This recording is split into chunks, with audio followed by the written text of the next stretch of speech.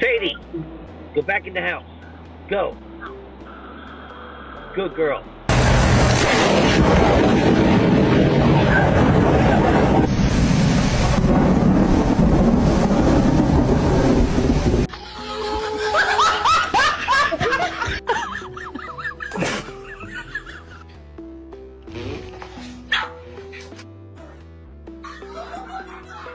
Hey, Bruno.